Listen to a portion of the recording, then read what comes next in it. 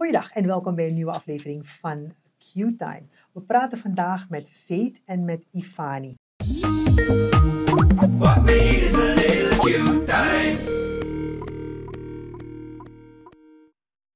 Welkom in de studio, dames. We gaan praten over de Saranang Kino Day. Heb ik het goed gezegd? Ja, Saranang Kino Day. Oké, jullie zijn van de Rotary Club Paramaribo. Ja. En dit is een initiatief van jullie, heb ik begrepen. Jullie hebben vorig jaar, eigenlijk in 2023, ook de eerste editie van de Saranang Kino Day.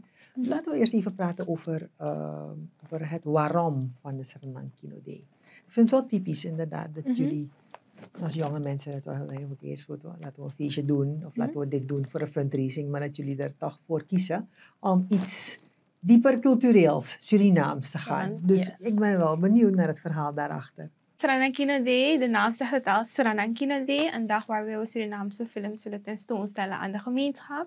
De achterliggende gedachte daarvan is eigenlijk dat we zo'n beetje ook, los van de buitenlandse films die tentoon worden gesteld in TBL, dat we ook de Surinaamse films die niet zo populair waren, de gelegenheid geven om die exposure te genieten. En natuurlijk hebben wij dat ook kunnen zien, een kans waarbij we door middel van een donatie, dus we geven aan, het is een donatie, dat de mensen, het publiek, een donatie kunnen geven om dan deze films te mogen bekijken in TBL. En de bedoeling daarvan, we zijn van de Rotary Club of Paramaribo, we voeren sociale projecten uit. En enkele op te noemen, bijvoorbeeld vorig jaar, toen wij ons Saranang Kino Day project hadden, hebben we dus gefundraised voor het opzetten van een bibliotheek te Mungo. In de maand maart, we hebben verschillende thema's binnen onze organisatie. De maand maart staat voor Water, Sanitation en Hygiene. Daar hebben we ook met de verschillende fundraisingsprojecten watertanks kunnen opkopen om dan dorp, als ik het goed heb, Hollandse Kamp, te voorzien van watertanks.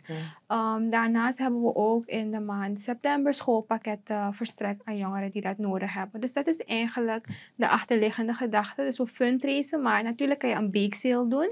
Maar we proberen natuurlijk op hele creatieve manieren ervoor te zorgen dat we fondsen kunnen binnenhalen. Ja, oké, maar doen jullie dus eigenlijk mensen geven vrijwillige bijdrage, want jullie willen geen toegangsvragen of zo? Is dat hoe het werkt eigenlijk? Nee, dus er is een donatie eraan gekoppeld. Ja. Natuurlijk iets meer dan de fee van TWL. En dat is gewoon het vast bedrag. Oké. Dus dat is hem. Ja, oké, maar mensen moeten wel begrijpen dat ze ook echt het doen om een donatie te geven. Dat is niet in de vorm van een filmkaartje, maar in de vorm van een donatie, dat ze weten dat er iets anders met het geld gaat gebeuren. Yes. Ik neem aan dat jullie ook wel medewerking van TBL kregen om dit te organiseren, toch? Ja? Okay. Ik vind het wel interessant, want willen jullie dit tot een jaarlijks terugkerend evenement maken? En het is al een jaarlijks terugkerend evenement. Het is pas de tweede keer. Het is de tweede editie. Dus pas als deze voorbij is, dat mag ik echt officieel. Pas volgend jaar, maar goed. Oké, maar vorig jaar hebben we maar het is dus Saranang Kino Day, dat wil zeggen Surinaamse films. Yes. Oké, en welke films hadden jullie vorig jaar? Vorig jaar hadden we Sing Song en Wiren tentoongesteld. Oké, en hoe was het toen ontvangen? En ik vraag me ook af, wie komt op zo'n dag af? Zijn het eigenlijk de mensen die jullie kennen en jullie eigen community als het ware promoten? Of is het ook echt daarbuiten dat er ook waardering komt voor Surinaamse films? Ook daarbuiten. Het is niet per se alleen van de personen in onze omgeving, maar ook de personen daarbuiten. We hadden vorig jaar ook kinderen van de huizen meegenomen die echt die films mochten bezichtigen. Ja, dus het is niet alleen per se voor onze community, maar ook voor de personen daarbuiten. Want we proberen ook zoveel mogelijk daarbuiten te promoten. Oké. En dit jaar hebben we 29 mei uitgekozen als dag, hè? En jullie zijn dus in TBL. Het is natuurlijk een hele mooie locatie. Het is de beste locatie om de films te kijken. En nog steeds hetzelfde concept. Mensen komen, geven een donatie. Op wat voor tijdstip van de dag? Is het de hele dag door films? Hoe is het programma geregeld? En dit keer is het in de namiddag, na 2 uur tijd, ongeveer 6 uur tijd. Dan hebben we dan verschillende activiteiten naast de films bekijken. Oh, oké. Er zijn meer activiteiten. Toch die beeks, ja. Grappig. Misschien een optie, we checken. That's true. Ja, het is echt wel een hele dag activiteiten maken. Niet per se alleen niet in de ochtend, maar midden in de middaguren. Dus je gewoon komen met de kids en dan gewoon film bezichtigen en een leuke middag van maken. Ja. Maken jullie er een family event van? Dus zijn het echt familie, dus ook kinderfilms? Of, toch wel. Ja. Ik zou zeggen, als je van zo'n film houdt, dat je het toch wel prettig zou vinden om je kind mee te brengen, om het te bezichtigen. Oké, geen 18 plus dingetjes. Niet per se, nee. Nee, niet per se. Nee. Mogen jullie ons al vertellen welke films geselecteerd zijn voor dit jaar? Yes. Ja? De films zijn Je kan toch lezen? Ja. Asima en Mama Sranang.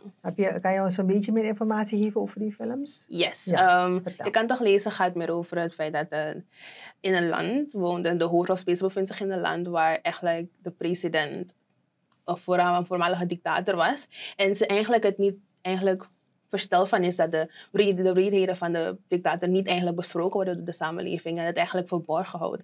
En dat ze echt wel achterna gaat om te kijken waarom dit zo is en eigenlijk dat allemaal. Ja. Is het een roman? Dus ik bedoel, het is niet op een waar gebeurd verhaal, het is echt een film. Yes, het is gewoon een film. Yes. Oké. En de andere films? Die zijn Mama Sranang en Mama Sranang gaat over... Asima. Yes. Mama Sranang gaat over Mama Sranang. Ja, eigenlijk. Yes. Dus eigenlijk gebaseerd op het leven van de schrijfster, de oma, die eigenlijk in een wasseretten werkte. En ze dat wel gewoon probeert tentoon te stellen. Eigenlijk hoe het was voor de persoon in die tijd. Ja, van vroeger. Ja, Oké. Maar dan ook geromantiseerd. Ja. En de laatste Asima is ik denk dat men hoort Asima dat je een beetje denkt van, het is een beetje spooky. Dat is het werkelijk. Het is niet altijd een super horror, maar het is echt wel een thriller. En op een zachtere manier, op een zachter pitje. Dus family related. Ja, echt wel die richting. Dus dat je ook met de kids kan komen en het een beetje leuk kan maken, een beetje scary. Dus niet alleen gewoon gekozen voor een man, maar ook gewoon op een andere manier. Ook een beetje de adrenaline te laten flowen. Oké, leuk. Het programma kunnen ze niet meer aan via jullie social media platformen. Onze socials. Yes. De films en de registratie van medisch op onze socials, zoals Facebook en Instagram. Op Facebook heet het Rode Club of Paramaribo. En op Instagram is het @Rotary of Paramaribo. @Rotary of Paramaribo. Yes. Krijgen jullie medewerking van de mensen die deze films hebben geproduceerd om het ook tentoon te stellen? Want ik neem aan dat dat ook een... voorwaarde is als het ware. Natuurlijk is toestemming vooraf. We zijn ook al een tijdje bezig. Kijken wie toestemming uiteindelijk heeft verleend. En uiteindelijk zijn het deze 3 films geworden. Ja. Dus hun ondersteuning hebben we sowieso. Ja, maar dat is ook wel belangrijk, hè? Ja. Maar je promoot ook gewoon Surinaamse films. Dus het is ook voor hun een voordeel dat hun film als het ware wel weer vertoond wordt. TBL heeft natuurlijk een maximaal aantal zitplaatsen. Wat doen jullie als het meer registraties zijn dan het aantal zitplaatsen in 1 zaal? Dat is een hele mooie vraag. Ja, maar zoveel als mogelijk. De andere films voorstellen die wat minder registraties hebben. Je moet dus wel registreren. Je moet wel registreren, want we hebben een beperkt aantal plaatsen. Ja. Dus vandaar dat we ook ruim voor met de promotie zijn gestart. Dus, maar kan het dat je ook naar alle 3 gaat? Is het programma zodanig dat je ook naar alle 3 kan gaan? Ja, als je voor alle 3 wil doneren, ben je welkom. Ja, dat staat er ook wel. Ja. Oké. En als jullie zelf zouden, want jullie zijn zelf ook jonge mensen, als jullie zelf zouden kijken naar de films en genre en dergelijke, zouden jullie naar alle 3 willen gaan? Of zeggen we, die is toch een beetje of die is toch een beetje Nou, ik ben echt best geïnteresseerd in ik ben ook geïnteresseerd. Ik ben niet geïnteresseerd in horror, maar je hebt me wel. Nee, ik draag gewoon. Ja. Maar ik vind het initiatief heel erg mooi dat je inderdaad 3 Surinaamse films op 1 dag kan zien. Ja. Dat vind ik wel leuk. En daarmee natuurlijk ook de Surinaamse films een push geven. Dus dat vind ik wel. Dat vind ik wel fijn. En bijvoorbeeld Mama Sranang heb ik ook nog nooit gezien. Ja. En Asima, je kan toch lezen, die klinkt ook interessant. Yes. En Asima niet toch, want dat is die horror waar ik niet naartoe ga. Maar die andere 2 is good. Ja. Precies, toch? Sowieso. Oké. Het is niet zo scary. Het is niet zo scary, nee. Oké. Maar het gaat ook, want dat vind ik natuurlijk ook wel belangrijk. Het gaat ook om het stimuleren van filmmakers in Suriname. Dat hun films ook vaker vertoond worden. En door, weet je, na een tijdje ook weer terugkomen. En er grotere groepen mensen dan alleen maar de première of waar ze op social media, digitaal, maar ook een keer in TBL en uitgebreid. Dat is natuurlijk ook wel heel bijzonder. Ja. Oké, goed. Nog een keer de informatie waar mensen zich kunnen registreren. En niet te snel. Registreren kan via onze pagina. We zijn te vinden op Facebook en op Instagram. We zijn nu al gestart met de promotie van de eerste film. Je kan toch lezen. Maar tegen de tijd dat jullie dit videootje zullen zien, zal ook de informatie staan van Asima en Moeder Suriname. Dus is gewoon een registratielink. Per film is de donatie aangegeven. Dus het is gewoon registreren via 1 link. En als je 1 film wil kijken, prima. Maar als je alle 3 wil kijken, dan is het ook gewoon welkom. Moet je dat 3 keer doneren? Ja, elke film heeft wel zijn eigen donatie. En een donatie is wel een minimumbedrag. We hebben gewoon vaste bedrag. een vast bedrag, maar als je Wat is wil het meer vaste geven. bedrag? Voor de shortfilms van Asim is het 80 cd. Ja. Voor Je kan toch lezen is 100 cd en voor Mama Sarang is 120 cd. Oké, dus Ja. er is wel een beetje Ja. gradatie. Ja. Ja. Oké. En het programma van wanneer, welke film, welk tijdstip, dat wordt ook via Ja, de socials sowieso. gedeeld. Precies. En als je alle 3 films krijgt, dan korting, groepskorting, nee?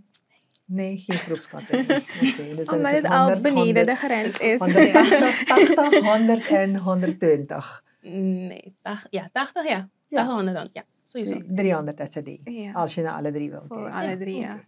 Nice. Ja. Sowieso. Misschien krijg je een korting op de popcorn. Nee. Ja.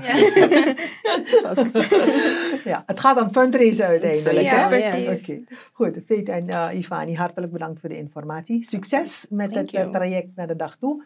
Prachtig initiatief, dus geef dat sowieso door aan de groep. En Dankjewel. we kijken uit naar 29 mei. Yes, en we zien je ook heel graag daar, hè? Oké. Ja, we zien Afgesproken. iedereen graag. Iedereen Ja, daar. ja hoor. Oké, dankjewel. Vandaag spraken we met 2 leden van de Rotary Club of Paramaribo die op 29 mei de Sarang Kino Day organiseren. 3 Surinaamse films zullen dan in TBL vertoond worden tegen een vrijwillige bijdrage van een vastgesteld bedrag. Kunt u erbij zijn en het is natuurlijk leuk om niet alleen maar de organisatie te ondersteunen, maar daarmee ook waardering te geven aan de Surinaamse filmmakers die dan hun product weer in TBL vertoond krijgen, wat natuurlijk altijd een heel mooi moment is. Wilt u meer weten? Dan kunt u de social media platformen van de Rotary Club of Paramaribo volgen. 29 mei, TBL. Bedankt voor het kijken en tot daar.